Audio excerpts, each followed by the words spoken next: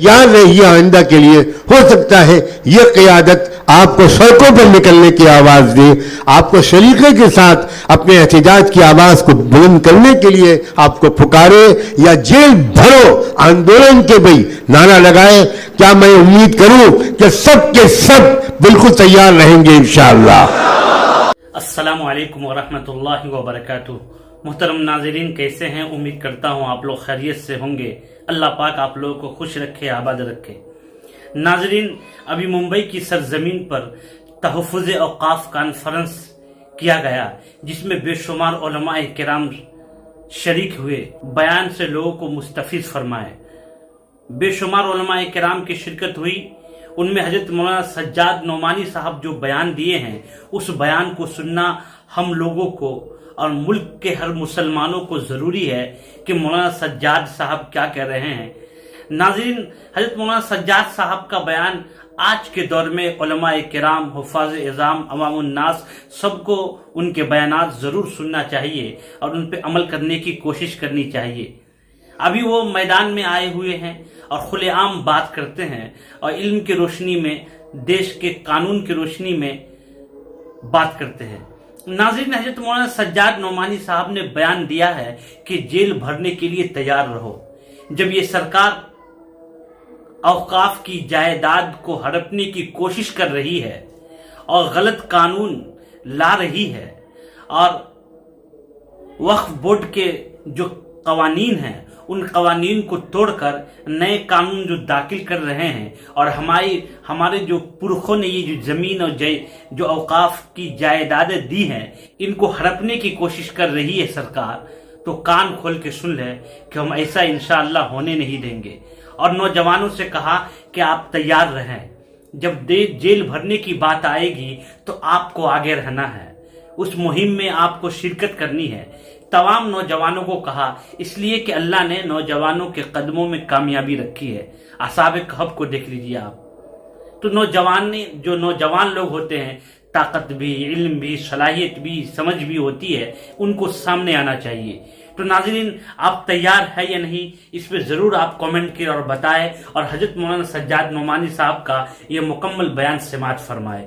सुनिए हजरत क्या कह रहे हैं। कि इस मुल्क का एक तबका जिसके हाथ में अब ताकत आ गई है, वो बहुत अरसे से इस बात के लिए कोशा है कि इस मुल्क में से इस्लामी वजूद को मिटा दिया जाए और मुसलमानों से उनकी इस्लामियत को छीन लिया जाए। ये असल बुनियादी मसला है। इसी के लिए अलीगढ़ मुस्लिम यूनिवर्सिटी के माइनॉरिटी कैरेक्टर पर हमला, इसी के लिए उर्दू जबान से महरूम करने की साजिश, इसी के लिए औकाफ पर हमला, इसी के लिए हिजाब से और बुर्के से, पर्दे से दुश्मनी, इसीलिए तरह तरह की फिल्में, इसी तरह नफरत अंगेज किस्म की बातें। तो कद्र मुश्तरक क्या है? कद्र मुश्तरक पर बहुत ज़्यादा तवज्जो देने की ज़रूरत है, और वो ये है कि हमारी इस्लामी आइडेंटिटी पर ये हमला, पे दर पे हमले हो रहे हैं। नबियों की तारीख आप उठाकर देखिए कि जुज़वी मसाइल पर नबियों ने अपनी और अपनी उम्मतों की तवज्जो को ज़ाय नहीं किया, बल्कि जो बुनियादी मसला है उस पर हैमर किया।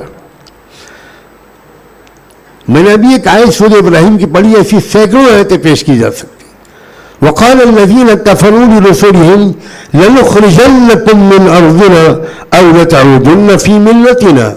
हर ज़माने में पैगंबरों की कौमों ने अपने पैगंबरों को एक धमकी दी थी कि तुमको हमारा देश छोड़ना पड़ेगा, हमारा देश में रहने की सिर्फ एक शक्ल है कि तुम हमारे धर्म में वापस आओ। अब सोचिए, वापसी, ऐसा नहीं लगता कि यह आयत आज उतरी है। घर वापसी का नारा जहां लगाया जा रहा है, और इससे अंदाजा होता है कि कुरान किस कदर जिंदा किताब है।